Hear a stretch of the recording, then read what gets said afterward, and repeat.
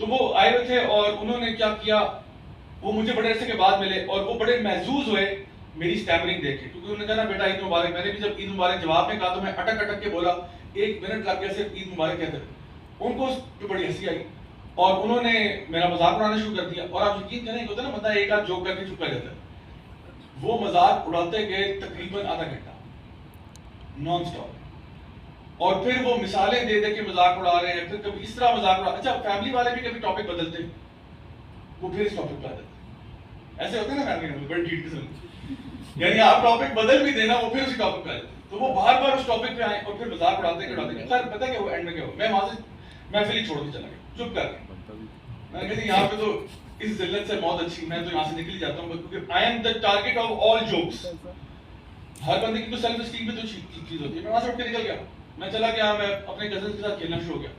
لیکن in my heart I just made دعا to Allah کہ اللہ بس میرے لیے نا آسانی کر.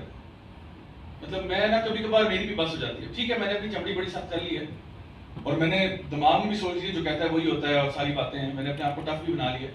لیکن کبھی کبھار نا بس ہو جاتی ہے آپ کی. سو میں لگا کہتا تھا کہ اللہ بس میرے لیے آسانی کر. Anyway long story short, many years pass bye.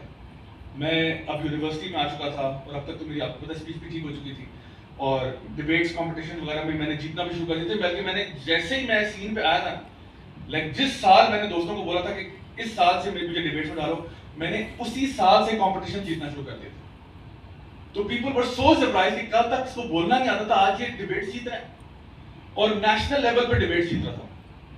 سو اب آپ کو میں بتاؤں کہ جب وہ میں یونیورسٹی لیول پہ پہنچ گیا اور ظاہر بات ہے خاندان والوں کو بھی پتا ہوتا ہے کہ ماشاءاللہ یہ ہماری فیملی کی وہ سٹوری ہے جو بولتا نہیں تھا اور آپ ڈبیٹس وغیرہ کر رہے ہیں. تو انہی فیملی ممبر کا مجھے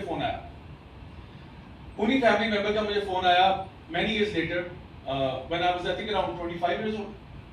تو مجھے کہتے ہیں کہ بیٹا آپ سے ایک مسئلہ ڈسکس کرنا ہے. میں نے کہا جی حکم. اللہ نے نا ان کو 3 بیٹے دیے تھے، ایک 12 سال کا تھا، ایک 10 کا اور ایک 8 کا. آپ کو پتا ہے تینوں کو اسٹیمرنگ پرابلم تھی اور جتنا مجھے تھا نا مجھ سے بھی ورس. میں تو پھر دھکا مکا لگا کے کوئی جملہ نکال لیتا تھا، ان کا پرابلم مجھ سے بھی سیدھی تھا. اور مجھ سے وہ یہ پوچھ رہے تھے کہ مجھے یہ بتاؤ کہ آپ نے کیا کیا کہ آپ کا مسئلہ ٹھیک ہوا. تو میں نے ان کو یہ کہا کہ جی میں تو موسیٰ علیہ السلام والی دعا کو اپنے دل سے لگا لیا تھا اور بس میں وہ پڑھتا تھا اور اللہ سے بات کرتا تھا. میں نے اور میں آپ کو بتاؤں میں نے ان کے لیے کبھی بددعا نہیں دی.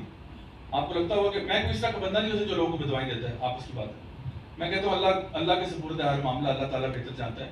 میں کون ہوتا ہوں کسی کے بارے میں برا سوچنے والا ہے کرنے والا. بس نیکیاں پھیلاؤ، اچھی باتیں کرو. لیکن آپ یقین کریں کہ کچھ چیزوں کا نتیجہ نا اللہ تعالیٰ آپ کو دنیا میں دکھا دیتا ہے. اور یہ ایک واقعہ نہیں، اس طرح کے ملٹیپل واقعات میں آپ کو بتا سکتا ہوں کہ آپ کہتے ہو how is this even possible. یعنی مجھے پتا ہے میرے دل میں جو اس دن چوٹ لگی تھی نا وہ اللہ جانتا ہے اور میں جانتا ہوں. اور میں نے کوئی بددعا خدا کی قسم نہیں دی تھی، لیکن اللہ اپنے بندوں کا خیال رکھتا ہے. اور ایسا کوئی معاملہ ہوا ہے کہ ان کو جو اللہ تعالیٰ نے اولاد دی ہے، 3 بیٹے دیے ہیں، تینوں کو کوئی پرابلم. جو پہلے میرے ایکسپینس پہ مذاق اڑا رہے تھے اللہ نے ان کو اولاد دی کہ چلو آپ دیکھتے ہیں تو میری ساتھ کیسے ڈیل کرتے ہیں، آپ اڑاؤ مذاق. میں آپ کو بتاؤں بی ویری کیئرفل. کبھی کبھار ہم کسی کے بارے میں کوئی بات کر دیتے ہیں، کوئی پتہ نہیں ہوتا آپ کسی کی غربت کا مذاق اڑا رہے ہیں، کیا پتہ کل آپ اتنے غریب ہو جائیں.